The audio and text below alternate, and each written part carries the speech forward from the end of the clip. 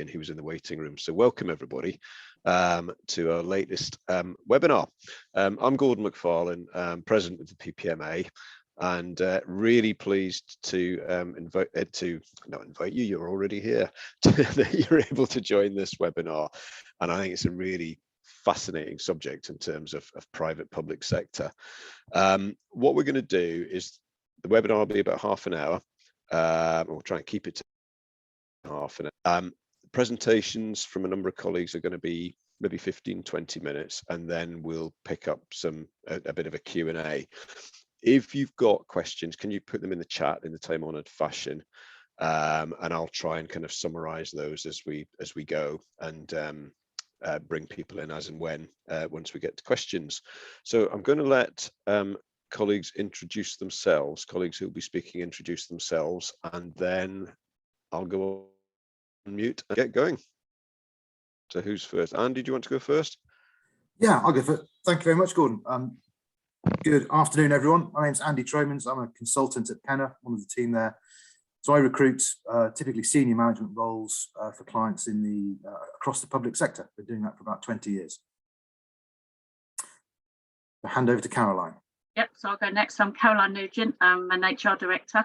I'm also a NED and trustee of the CIPD and a past president of the PPMA. And last but not least, we've got Amin, if he's able to reconnect to his Wi-Fi. Hi, Amin. I'm back. Thank you very much. Hello, everybody. My name's Amin Aziz, and I'm a consultant in the Penna Executive Search team. We also have I'm here today from a background of assessments as well, so I'll hopefully be talking to you all about that today. Fantastic. Well, look, thank you very much to everyone for joining us today.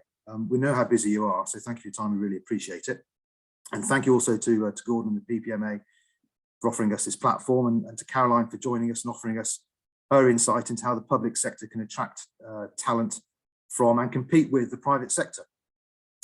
So we're going to have a discussion about that, and then move on to Amin, talk about things from an assessment point of view, how best to interview people who may have transferable skills, but maybe not directly relevant sector experience.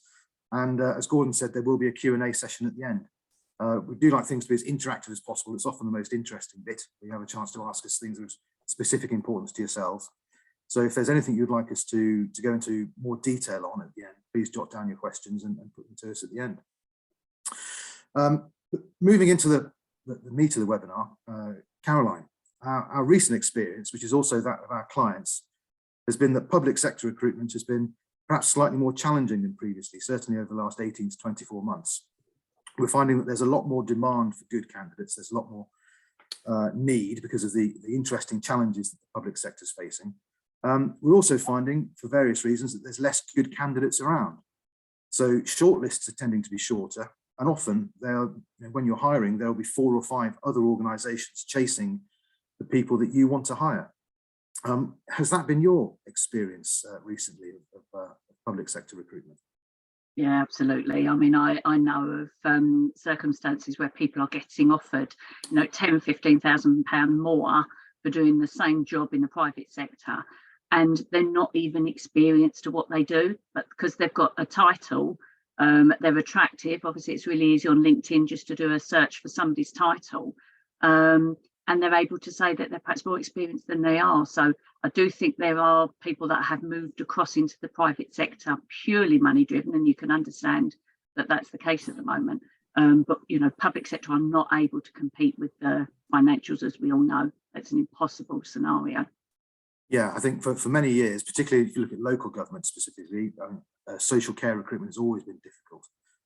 It's even more so, I think, with people leaving and the supply decreasing, but particularly in what we call, say, the corporate support functions, the finance, HR, legal, procurement, IT, digital transformation change. People have highly transferable skills and can switch from those functions in the public sector across to financial services, professional services, industry. So there's a real need, I think, there, not just to be able to look at candidates coming into your organisation from that sector, but also to be able to compete against those sectors for the talent you want to bring in. What do you see perhaps as the primary implications of that on the public sector's ability to recruit talent for senior or specialist roles? Yeah, I mean, particularly for senior ones, we did have a bit of a USP in the public sector of, you know, flexible working and things like that. It's so much more common now, and even though you're hearing some companies forcing people back into workplace, there is still something we have lost, and we are not going to regain in the public sector, of being able to get people across with that work-life balance. And I think, unfortunately, particularly in senior positions, people are seeing, we talk about work-life balance, but actually the hours that you're expected to do as a senior, it's no different. And I think there is something there about, we talk about well-being and sustainability for people. We need to really consider, is that something we're doing in-house, or is it just talk on a piece of paper? Because people will move across thinking they're getting a work-life balance, perhaps from the private sector, find it's not the case, and then thinking, well, actually, I've taken quite a substantial drop to come here. I might as well just go back in the private sector. So I think we've got to be really honest when we are seeking people, what we are offering. Sometimes we sugarcoat things.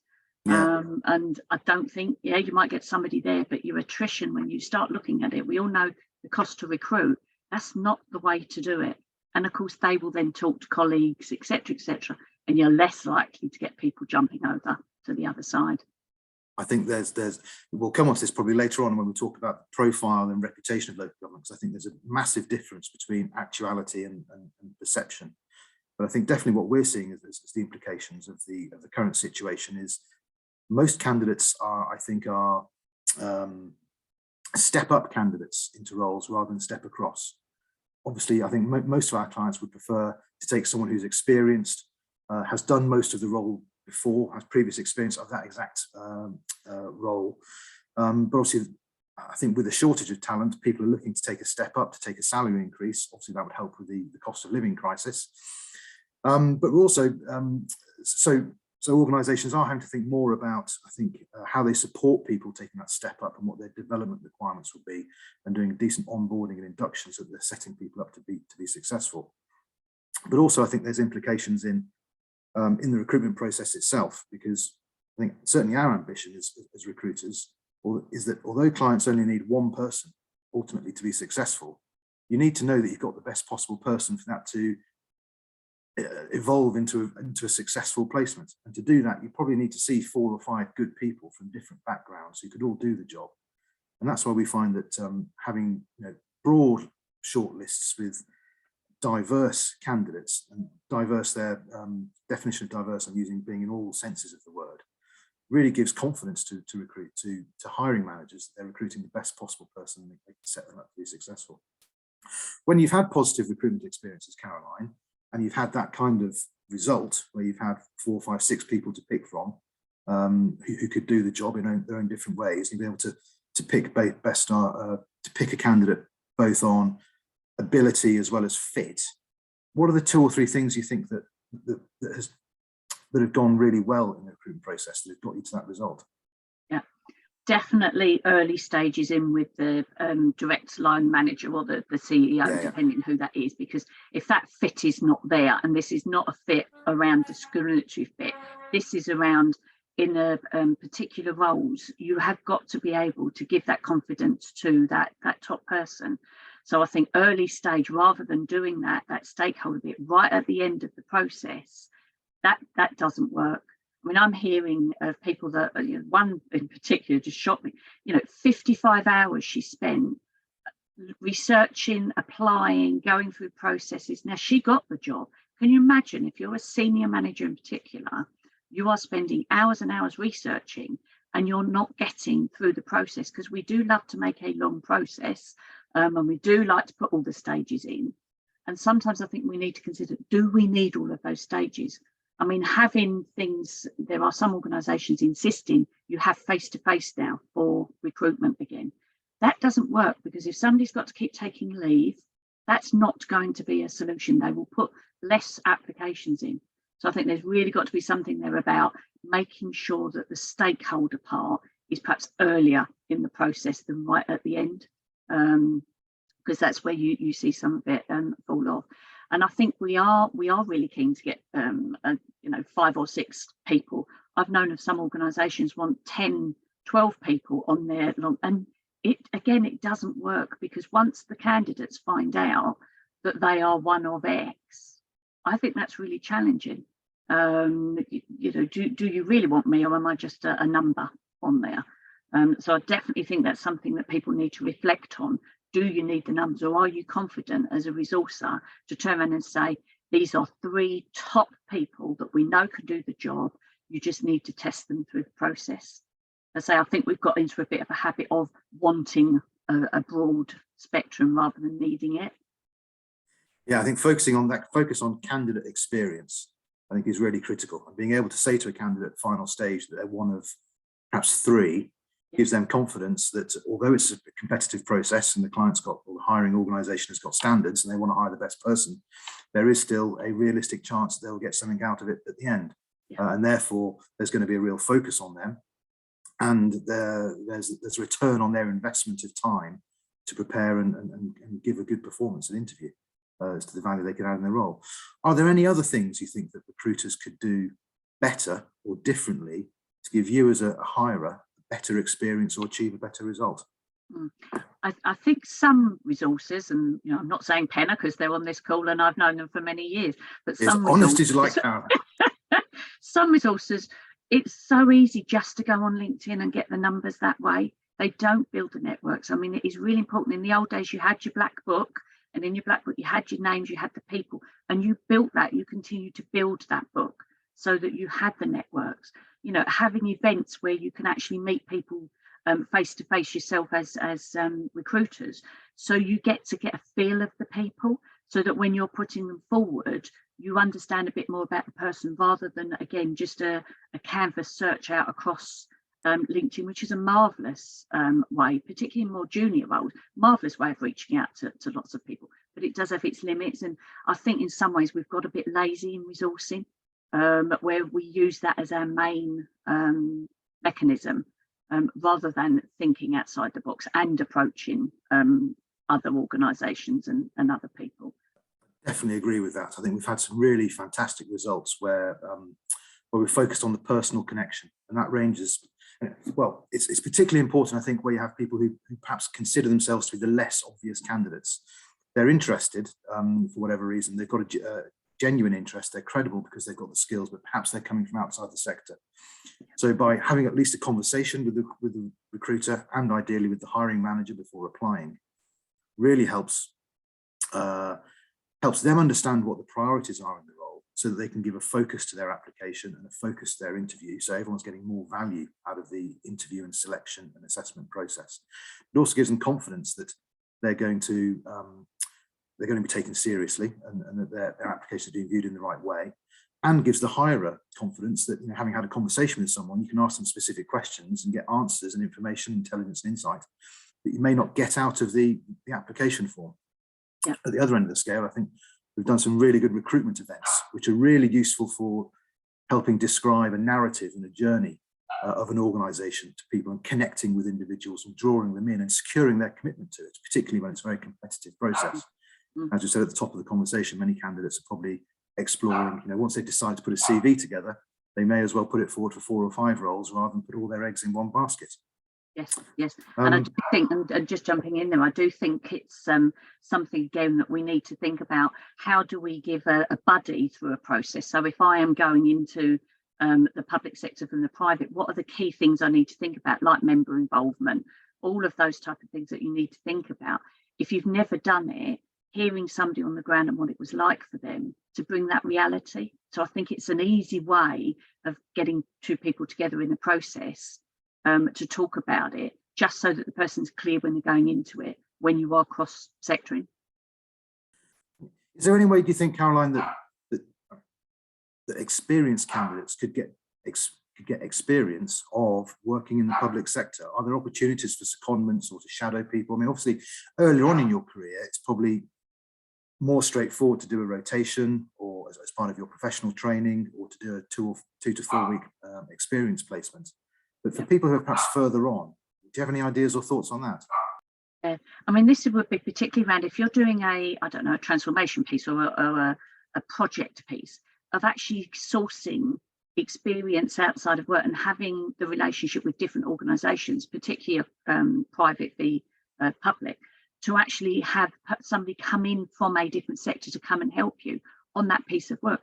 They learn a lot. It's not a true secondment, but just having people in to give a different viewpoint. We are all very good at the same people giving the same answers and recruiting the same people. And, you know, there are some roles in private sector I'm seeing more and more where we want someone out of sector, we really do, and we never do. We go right back to the same skills. You know, I've had this on my CV, they're going to be a great fit. So something in there about exposing cross-sector working on projects, yeah. And as I say, secondments can be quite difficult to set up. They can be like quite lengthy in themselves. I've done them before, they really work, and I just wish we would do more of them. But I do think there's something about bringing people in to support pieces of work and bring a different viewpoint. Yeah, certainly you think there might be opportunities with large suppliers to public sector organisations, you know, your big four auditors or legal firms, that kind of you know, people who have a vested interest, yes, in their client doing well. Yeah, yes. Okay. So I guess in summary, we'd encourage organisations to be, you know, open-minded, making sure that they're looking, they don't have any unnecessary barriers putting up candidates who are not the obvious choice to applying. So particularly looking at job descriptions and person specifications, focusing on the candidate experience, making sure the recruitment processes are streamlined, efficient, being inclusive. I think we sometimes read adverts which are very prescriptive, saying you must be such and such type of person or with such and such type of experience or qualification, which sometimes, you know, they describe the obvious candidate, but perhaps not those with the transferable skills who might be able to add to an organisation and its culture. If once we've moved on through the candidate generation phase, I guess, what about the profile of the sector? How good do you think is the public sector at having a reputation where, you know, so imagine you're making a senior hire, you want the best available person, not just the best candidate from your next organisation, you know, the next council down the road or the next regulator or whatever. So how do you think talent that might be working in financial services or the legal sectors might view the public sector as a viable or exciting career option? I don't think they do. I think it's a simple answer. I think the media portrayal of the public sector, in particular local authority, but the media portrayal doesn't help. You know, your EastEnders, I always quote that one with the market trader. Who on earth would want to work in local government when that's what you see is your local market inspector? So, you know, there is really something we need to do to showcase what we do in the public sector, because people still think it's refuse, libraries. They wouldn't, if I was in IT, I would not be considering, oh, there's an IT function in a council or in a public sector organisation that I could go and work in. We've got to do something more of working as a partnership across and not singularly trying to say, come and work for me, my author. We've got to do something about our image. Do you think there's an opportunity for public sector organisations to work collaboratively, perhaps yes, to lead on sort of place-based recruitment issues? Yes, absolutely. Because that's the only way going forward. You know, there is going to be no money in the public sector. It's been very difficult the last 10 years. It's going to get even more challenging. So why on earth we're not doing much more collaborative work and perhaps in recruiting one person to cover two companies? You know, think outside the box. There are so few building control, or I think, why can't you have one person that works across two? You know, we're still with the fighting managers against, oh no, if they're part-time, are they 18 hours part-time, or are they bring in somebody 2 days a week, bring in somebody for short periods, work for me for 3 months and then go and work for Fred Bloggs for another 3 months. We've got to think differently, because that we are not going to get people applying in the numbers we need. That would certainly be a logical extension of the change we've had to hybrid and remote working. Yes. I know I was talking to a client just the other day, I think they're at Shropshire Council, I think, have someone employed who's working out of Qatar. I don't think they're there for the football, they're there full time. But an example of how you can be flexible. Yes. But I think, yeah, if you think that in any given city or in many towns, there'll be a local authority, there'll be a university, there'll be colleges, there'll be health sector, housing associations, there'll be charities, non-profit organisations that could perhaps work collaboratively together, perhaps with private sector organisations who will also have a vested interest in that region being able to attract talent away from perhaps London or the southeast. so they can jointly advertise positions and provide a joined up approach to promoting an area and bringing people in. Something perhaps to explore in a separate webinar. So if we come on to the assessment and interviewing bit, I mean, what kind of experiences have you had, Caroline, in terms of assessing people for their future potential, perhaps, rather than the immediate impact they can have? Yeah. As an example, we often find, especially when recruiting local authorities, for a senior role, there'll be a question, for example, about experience of working with elected members. And obviously, if you haven't been an assistant director or head of service or director in a council, you probably won't have come across them. You might even know what the term is. So how would you address that? Yeah, we've just got to stop being so specific on what we're putting in the processes. This has got to be about stakeholder management. This has got to be some examples of where you've dealt with perhaps challenging people on the board, where you've had difficult people. You know, people have seen the district council that was all over the news during the Zoom when, you know, they had the fight online with the, we've all seen that. That again is people's perception of what it's like. So dispelling some of that and just talking about stakeholder management. There are simple things you can take out of processes to make it less specific that will still get the examples you need through the process to be able to evidence this person can build credibility and is able to perhaps stand up to their own or has the knowledge and experience that will build that credibility. But take out the specific references. And, you know, please stop putting in, a number of organisations are doing it back, you've got to have a degree. You do not have to have a degree unless you're a doctor or unless you're, you know, look at wider skills that people are able to bring to an organisation. Brilliant. Thanks, Karen. That's really helpful. If we turn now to Amin, I'm sure you'd agree with much of that, but what else can HR professionals or hiring managers do to properly assess and gauge the talent they're interviewing? Yes, definitely. Thank you, Andy. Thank you, Caroline. Yeah, no, I agree wholeheartedly with you, Caroline. It is about being more inclusive in that assessment piece. And sometimes we are too specific when it comes to public sector roles. So starting from the very beginning, as you mentioned, from the advert to the wording of the advert and making sure that we're being inclusive and not pigeonholing ourselves into using certain phrases or public sector jargon. Review those questions that we're using in the process, you know, making sure that we're not specifically asking a question about their member engagement or how they have worked in a politically sensitive environment before, making sure that we don't exclude those candidates, I think, from that are going to be applying and hopefully be applying from broader sectors, the private sector market, and making sure that we assess them in sort of different ways. So I know that when I've previously worked within a local authority, and we had some great initiatives going on across some of the sectors within the authority, whereby in order to welcome and give candidates the idea of what it is to work within the public sector, we would hold assessment days whilst the application the job was live. So it gave candidates an opportunity to come in and see what it's like to work within a local authority. And this wasn't necessarily always for the, you know, your senior roles. It was sometimes within the call sector environment, the call centre, sector environment or neighbourhoods, but allowing candidates to be able to come in and have that experience and have that stakeholder engagement very early on in the stage, very important. So I agree with that there. I think with regards to assessments and selection and the tools that we use, we have a variety of different tools open to us that we have and that we can use. And I think you're right in saying that, Caroline. It's about how we use them and making sure that they are applicable across the board. And so really looking to assess transferable skills and not just looking to assess the skills that perhaps within the public sector we feel are required, like you said there, about having to hold a degree or a certain qualification. Not always necessary. Let's look at those job descriptions and personnel specifications and broaden them out a little bit.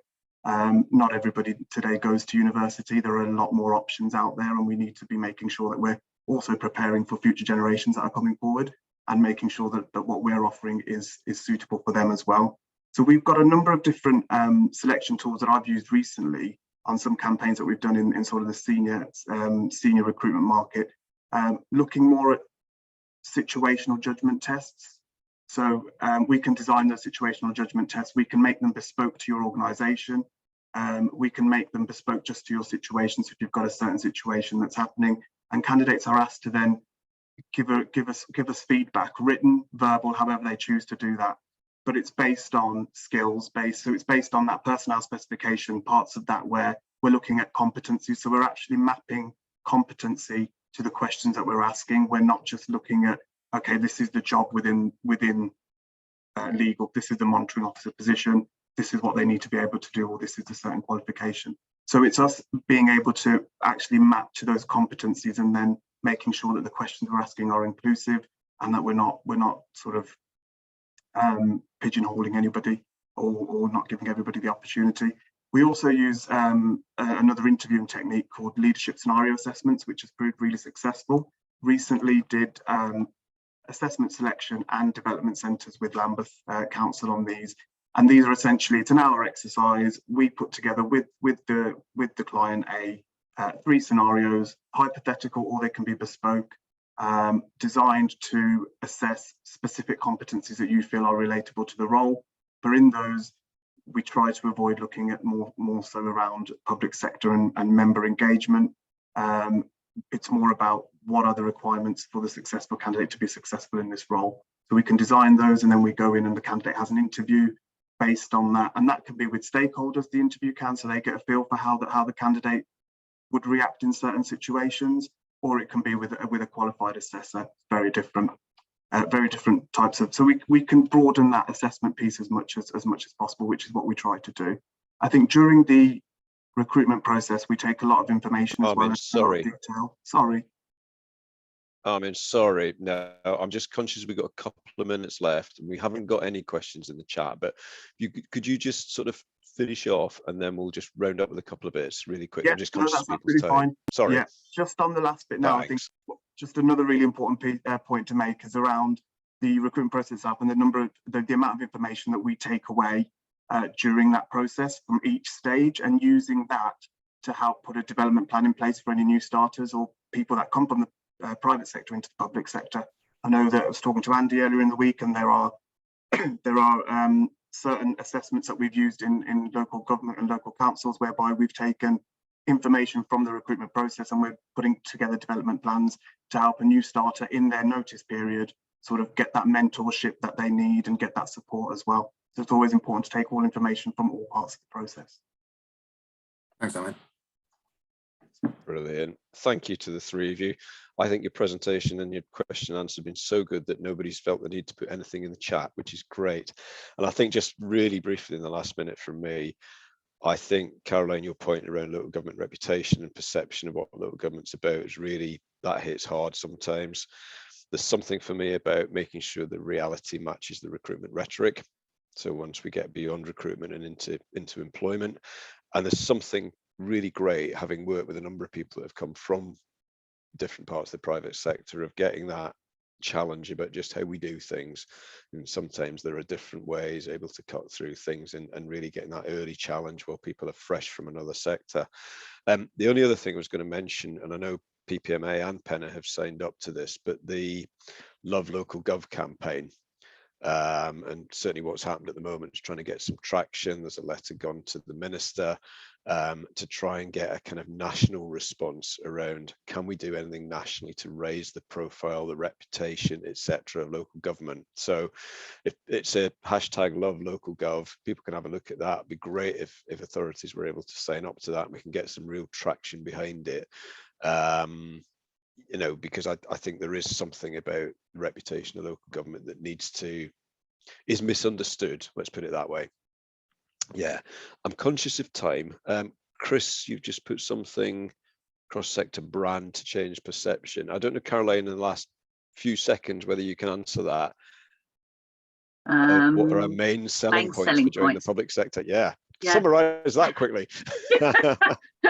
I mean, it's got to still be about the values. We've got to try and tie this into the values, because you don't go into public sector because you want to make loads of money. You go in because it's the right thing to do and the difference you make on the community.